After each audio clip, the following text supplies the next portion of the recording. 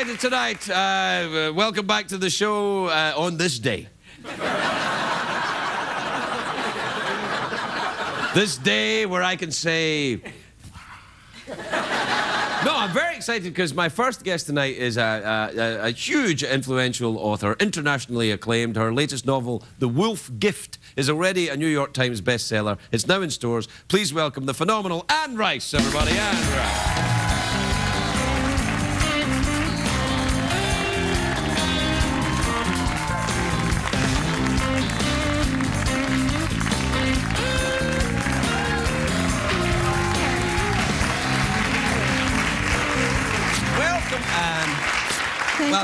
Now, first of all, before we even begin to compliment you on how awesome your outfit is, especially your choker, that's what they call them, right? Chokers? Yeah, cameo brooch, whatever. That's what I meant, yeah. Cameo brooch. I want to apologise because, you know, the last time you were here, there was only 4 minutes to do the interview and we had to send you home. Oh, what? That happened? Yeah, no, not really. Hey, congratulations on the book, The Wolf Gift. It's a bestseller now. It's number one. Did you know that? It's number 3, actually. No, it's number 1 by now. Oh. I checked. We checked. Right. Yeah. I'm glad to hear it. Now, I haven't read this one yet, but there's 2 things I got a problem with. One, looks more like a lion than a wolf. That's true. Yeah, it's the wide nose that does it for me there. You see that wide nose? Yeah, it doesn't look like a lion. No, I mean like a wolf. No, my hero is really a man-wolf, and he's very handsome, you know. Really? Yes. My hero, too. So glad to hear that. No. Now, listen, the thing is, I mean, you're kind of responsible for this whole new vampire, glampire thing that's going on now, really, aren't you? You think so? I think so. With Interview with a Vampire, I think that started it all off. You think? I do, yeah. Oh. Do you feel in any way culpable for that? Culpable? I don't know. Yes and no. Somebody would have done it, you know. Yeah, but I mean, your vampires were vampires, though. I mean, Lestat's a vampire. Absolutely. I mean, there's like, all that stuff. Not that kind of, I care about your feelings. He wasn't doing that.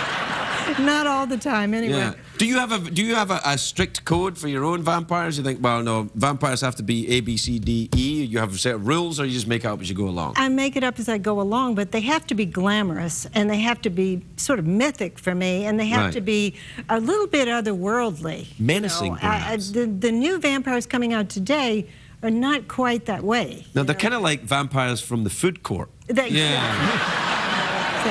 Exactly.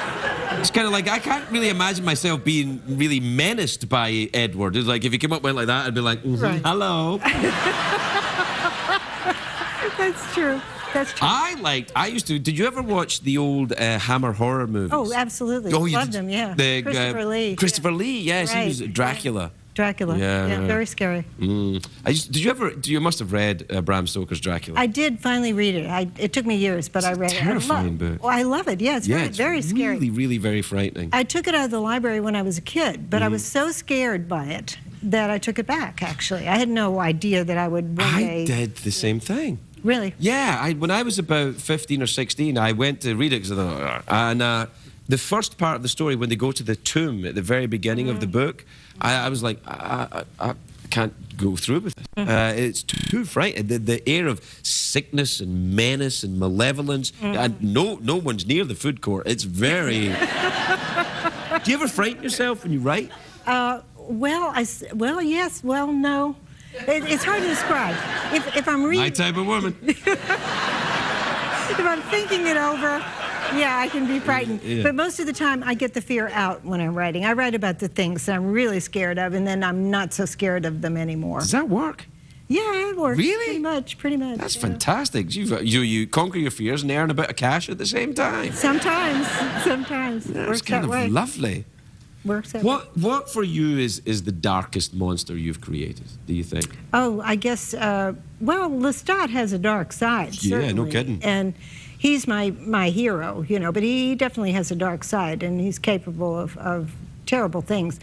But I think it's a ghost last year in the book The Witching Hour that I wrote. Yeah. I think that ghost that haunts this house in New Orleans and can appear at any time in a mirror or right next to you.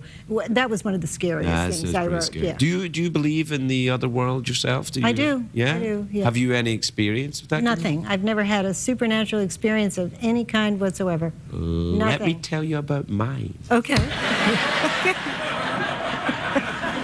Actually, I think I've had a few. Yeah, I'm from not originally from LA. I'm from Scotland, and my wife and I were over there at a friend's wedding. We were staying in this very old house in Scotland for the wedding, and after the wedding, she went to bed. I was in the bathroom, and there was a mirror in the house, and it went like this, like that. You know, it was one of those kind of tilty mirrors, and it moved around like that. And I was brushing my teeth, and she said, "I think there's a ghost in here." I was like, "Yeah, Scotland. What are you gonna do?"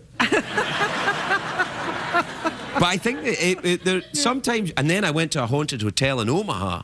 Oh, really? Yeah, I nearly crapped my pants when I was there. Have you ever been around the presence of anything? You've never felt nothing. And yet you believe. I do believe, and I'm kind of obsessed as a writer with the supernatural and with things that scare us. Yes. Why do you think that happens? Why do you think somebody becomes a writer in the supernatural? Somebody goes to crime. Someone goes to romance. What? No idea. It seems to be just a card you're dealt. You know, because it is like that. I mean, I was trying to do a lot of different things when I was a young writer, and then I wrote this Interview with a Vampire, this short story, and it was just a whim.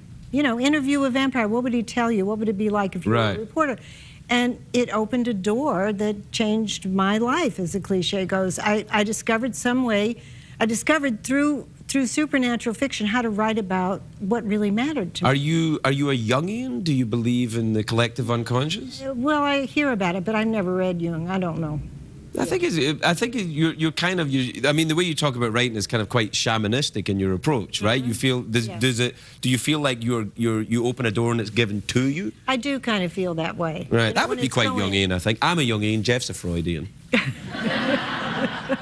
Oh yeah, you should meet, of course. Yeah. Hello. Yeah. You're not freaked out by skeletons, I suppose. Not really. Me, no. No. So why did you go to werewolves from the vampires? Well, I'd never done werewolves, and a friend suggested it. Jeff Easton, a producer. He's a producer of White Collar on the USA channel. Right. And he just happened to send me an email in which he said he'd watched a documentary on werewolves and werewolf literature, and he said, if you ever tackle that, I will buy buckets of hardcovers. You know, just a nice little nudge there. Do you ever think about doing it? And for some reason, it actually did spark the desire in me to go in that direction. I was at a point where I was frustrated with what I was writing. Right. And I really wanted something new, something brand new. Right. And I thought, well, of course, why don't I try this? And I wrote up a treatment for TV, basically, about 40 pages, and sent it off to my agent, and he liked it. And he was very enthusiastic about it. And then I thought, I really want to turn this into a novel. Oh, good for you. Well done. You don't want to get into TV. You just waste it. Well, I love TV, actually. I quite like TV too. Some of it. You know, some of it. Not But I mean, best. for me, the novel, of course, is the most important. Well, your novel, you've got complete power. You can do anything you like. Oh, you don't have to deal with totally. guys like that over there saying, commercial break time, which it is. But, end of the chapter. Yeah, all right. You see the 4 zeros there, that's him passive-aggressively telling me that time is up. Yeah. Oh, my gosh. So we'll take a break, and then we'll be right back. We'll be right back with Anne Rice.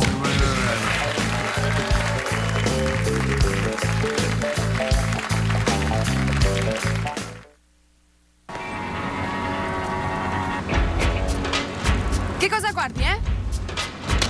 Mi stai spogliando con gli occhi? Poverino, non puoi farne a meno. Sei persa pensando che sarò tua per sempre.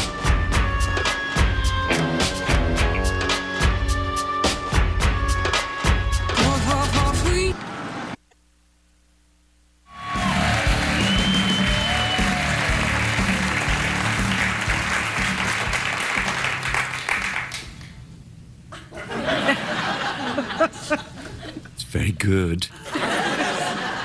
I'm glad. Me too. It's kind of awkward when it sucks.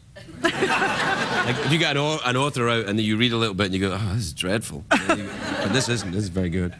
Good. All right, I don't have time to do this right now. So it's we're out of time. What do you fancy? Awkward pause, mouth organ, or the big Mouth organ. Oh, Whatever really? that- Now yeah. wait to hear all the options. Okay, all right, do it again. Mouth organ, Yeah. awkward pause, scary pause from beyond the grave, Okay. or big cash prize Scary pause from beyond the grave. Great. Okay. All right. Wait, please don't applaud. You haven't seen it yet, and I don't know what it's going to be. All right, so I think what we probably need is some... oh, Jeff, let's bring the lights down a little bit. Let's see if we can do that. We'll bring the lights down, if that's possible to bring them down even more. Oh, nice. All right. Bless you. I mean, really, you couldn't have held it just for a second? All right, so now it's kind of darker. Jeff, I'd like some scary beyond the grave noises, please. Okay.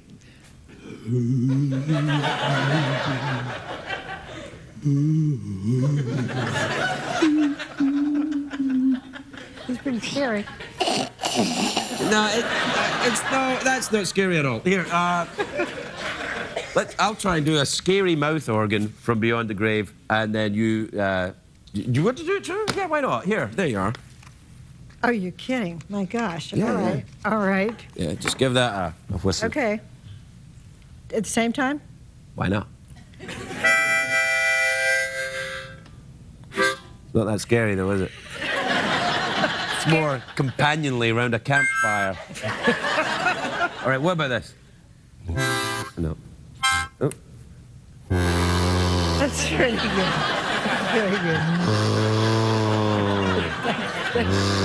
You scared now? Yeah. Yes, I'm very scared. You better write about this then, eh? I will. You are a delight, young lady. Thank you so much. And rice, everybody.